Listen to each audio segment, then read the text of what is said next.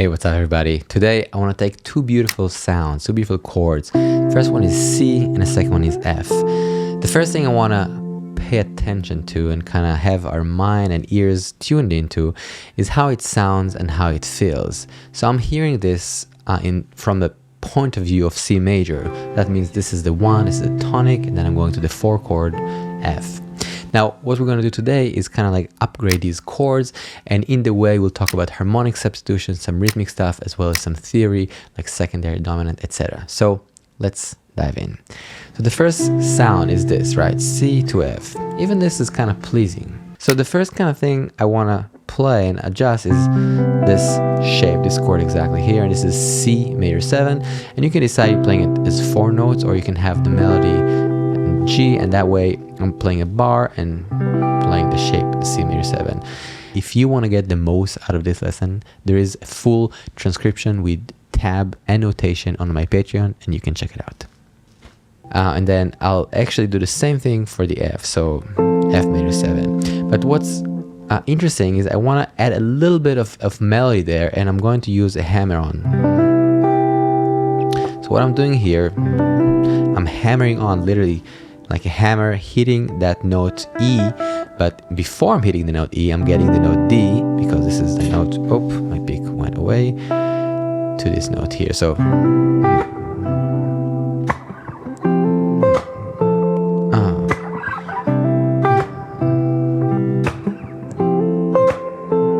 right, so that sound gives me a little bit of a melody. And for me, music is a lot about the relationship between rhythm, harmony, and melody. So even if it's just a little bit,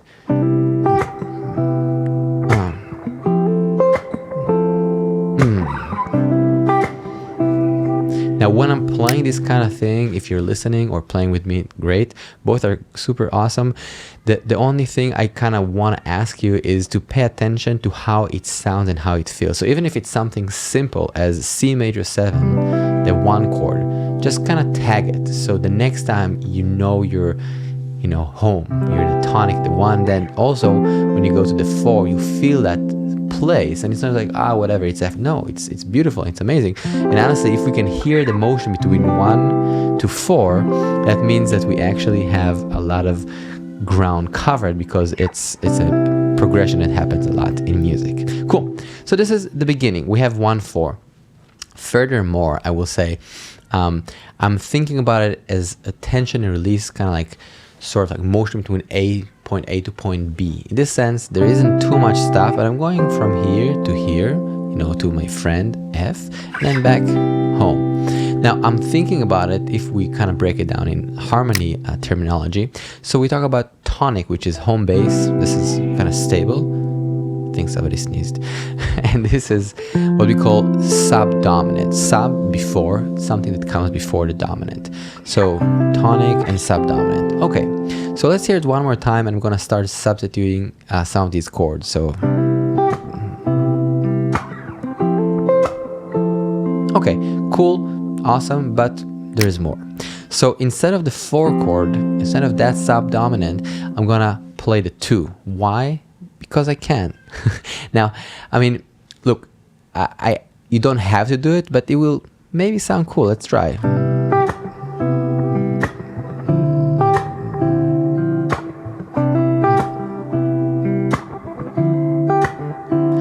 Both are cool.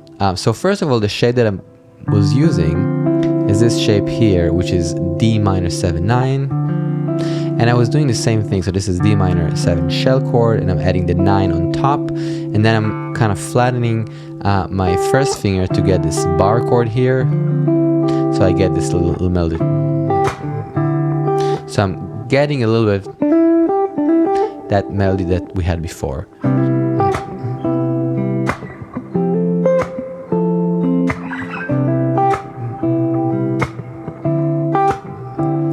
Okay, cool. So this is, I did 1 time F and 1 time D minor. Now, we have a subdominant, that's really cool.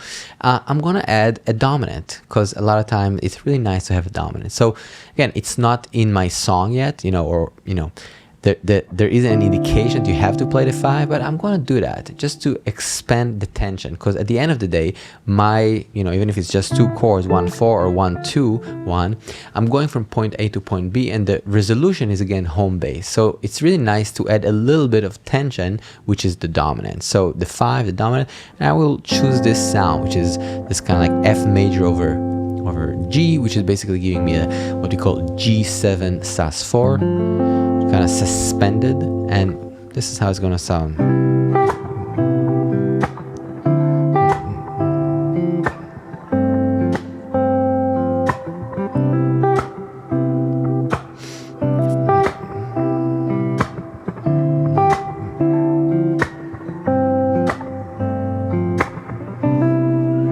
Okay, so again, nothing crazy, it's stuff that you know, but let's see how we can start experimenting a little bit and pushing the tension and the resolution. So one of the things I want to do is I want to start using a secondary dominant, and that means that I'm creating more tension in a certain direction. Okay, so what I'm going to do is, instead of just going from the 1, the C, to the D minor, I'm going to use an A7 in between. So this is sort of like a middleman that directs us in a very specific direction. So this A7 is what we call the 5 of 2, is the dominant, the 5 chord of D minor.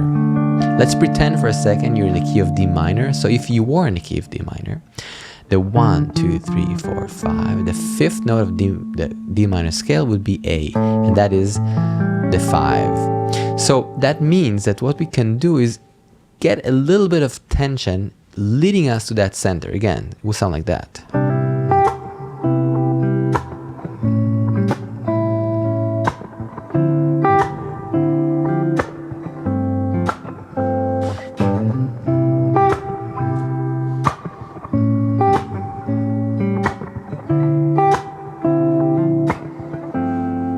Right, so what I had is 1, A7, 5 of 2, secondary dominant, leading to the D minor, and then G, and then back home. So we have a sequence of 4 chords. It's not a 1 6 2 5. Again, of course, it's the 6th degree, but because it's major, not minor, this is the secondary dominant, the 5 of 2. Now, I know I'm repeating this, but it's very important to understand it, and more than understanding it, feeling it and hearing it. So when I'm playing this, even if you're just telling yourself, okay, do the 5 of 2, 2 2 5. Okay, locking in these sounds is extremely important and will help us through life with music and music. All right, so 1 5 of 2, 2. Cool. So now this G sus4 is really nice and fun, but I want to create a little bit more tension. So what I'm going to do is change this G sus into G7 flat 9. It sounds like this.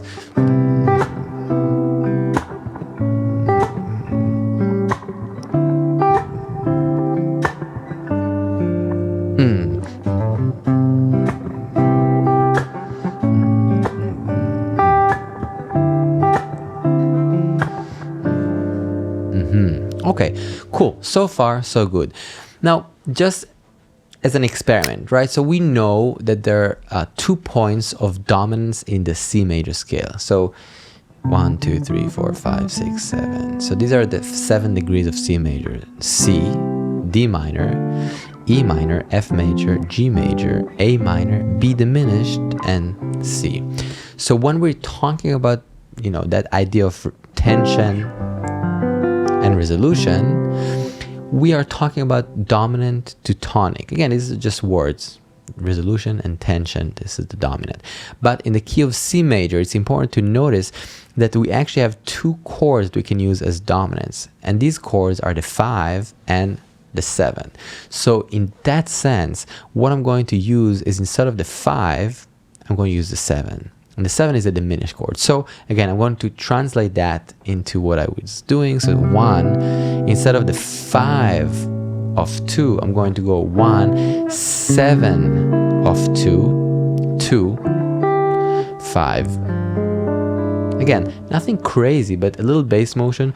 Da, do, di, boom. Right? 1, 7 of 2, 2, 5. And when I'm listening to that, I still want to have that feeling, that intention of that clarity. Okay, I'm leading into the 2 chords. So it's the same functionality of what we call secondary dominant. Again, you don't have to think about the terms. What I care about is you hearing it, listening to it, and absorbing it. And of course, if you want to play it, please do.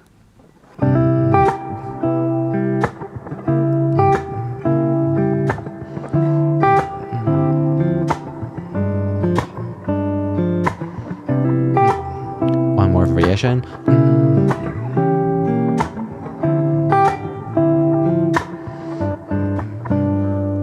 So what I did here was 1 C major 7, 7 of 2, and then I did this kind of motion. So in guitar world, you probably have seen it before. That motion of basically moving a diminish in minor thirds. So a diminished chord we call a symmetrical shape. When I'm moving the same shape a minor third up, it's actually an inversion of the same notes. The same notes are here, here, here, and here. It's just they're arranged in a different way. And visually it looks the same, so it's kind of cool. So what I did is exactly that, and the reason I did that is not for visual reasons, but I wanted mi, so, di, di, da, right? A little bit of melodic motion to spice up our lives. So listen to it one more time with that in mind.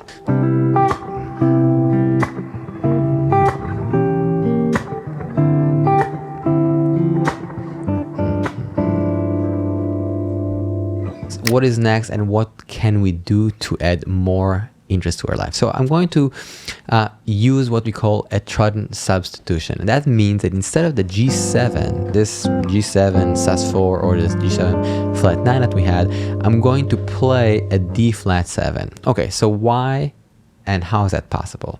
So when I'm playing the chord G7, or even when I'm playing a chord, the most important notes of that sound of this G7, for example, is the 3, because it gives us information whether it's major or minor, big difference, and the 7, because it gives us the information whether it's dominant or major 7. The meaning of major 7 is more home base, more stable. The meaning of dominant is more tension, we're going somewhere. So just kind of convincing you that the 3 and the 7 are important notes. So the 3 and the 7, okay. Basically, the reason this trident substitution works, and this is something that's being used in jazz and all music actually, is because the 3 and the 7 on the chord G7 and the chord D flat 7 are the same. As you can see, these 2 notes are the same. My pinky and ring finger are just sticking to the same notes, just changing the bass. Now, of course, is G7 the same chord as D flat 7? No, it's a different chord, but the meaning harmonically is what we care about. This is the reason I kind of wanted to do this video and talk about it, because the idea is that music is flexible. All we need to understand is the direction that we are trying to go with. That means that if we understand that we're trying to create more tension or resolution, we can add or omit chords. This is very helpful in creating and interpreting music and the whole process of understanding what is happening when you learn a song. It's easier because it's shorter. Okay, so what am I talking about here for our little thing here? So it will sound like this.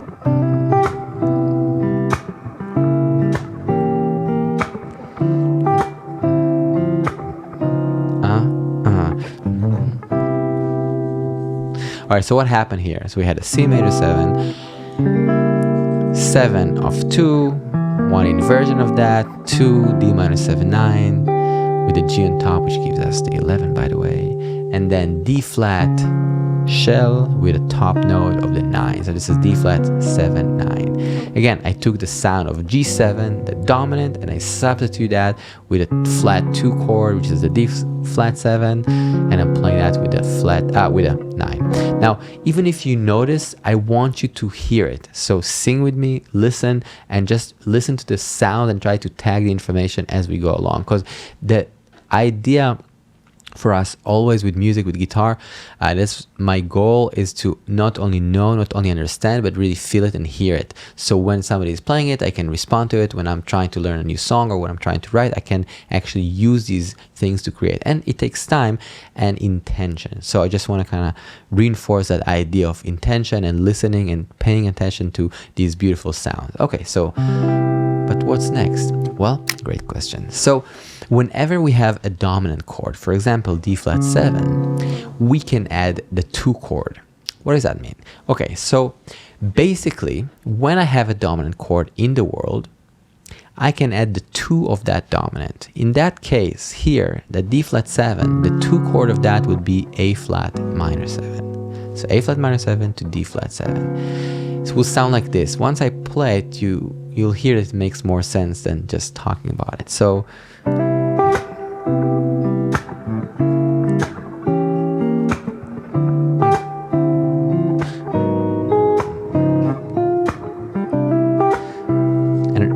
it's kind of cool because a little melody happened. So this is basically me playing an A flat minor 7 9 to D flat 7 and then resolution to C major 7. So again, I'm using that trident substitution, the flat 2 with a 9, and then I'm playing the 2 of that, so A flat to D flat to C major 7. Now I know it's a lot of chords and it can be confusing, but what's important here is to understand the functionality of these devices, right? So again, you can add a 2 chord. So if you have one song and the song is just G dominant that wants to resolve at the end of the song, you can add a little D minor there to get some more motion, more spice, more melody. So again, would that work if you're playing the gig with Beyonce? Probably not, because she wants to hear maybe, a D flat 7 trident substitution without the 2. That's what at least I know.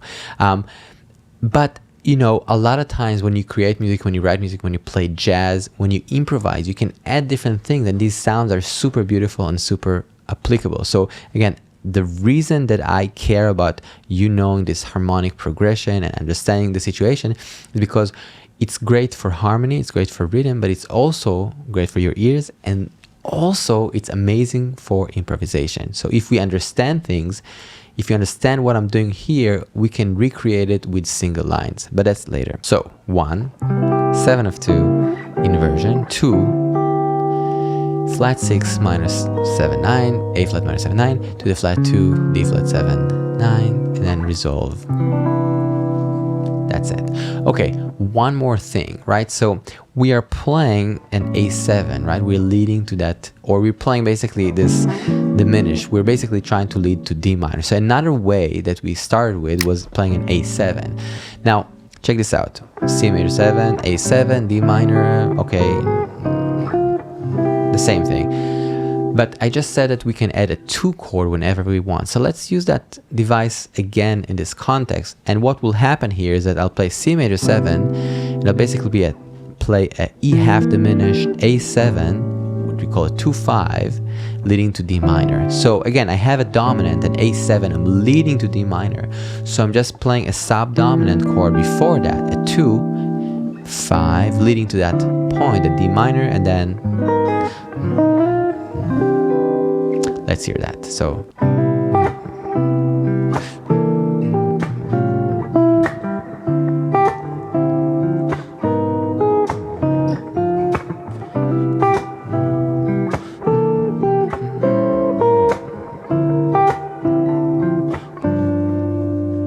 cool. So I did 2 things. I played this shape, E half diminished, and I played it with a little melody here, A to G, if I remember correctly, and then I played an A7, and then D minor, the same. And then last time, the second round, I played this thing, if I remember correctly, to the A7 sharp 9, kind of A7 sharp 9 to flat 9, and then a D minor 7, and then I went back to the G7 flat 9, just because these sounds are kind of bitey, and it's nice as a contrast to this C major 7. Sometimes it's nice to mix and match the different devices we talked about.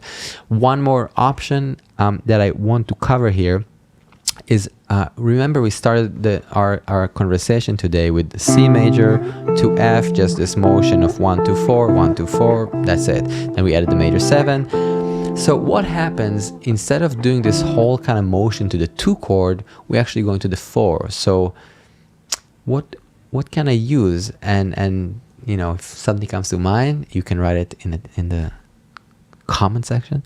But what I'm thinking is using a secondary dominant. So maybe C major 7, C7 to F to the 5. And then I can do the same trick where I'm using the 2 5, right? The 2 of the 5. So what would that be? C major 7 and then C7 5 of 4. Okay. One more time. C major 7 to the 5 of 4, C7. And I'm adding a little chord. I'm adding G minor. So C major 7, G minor 7, C7, leading us to the F major 7. And then a G7 or G sus. Let's hear that for a second.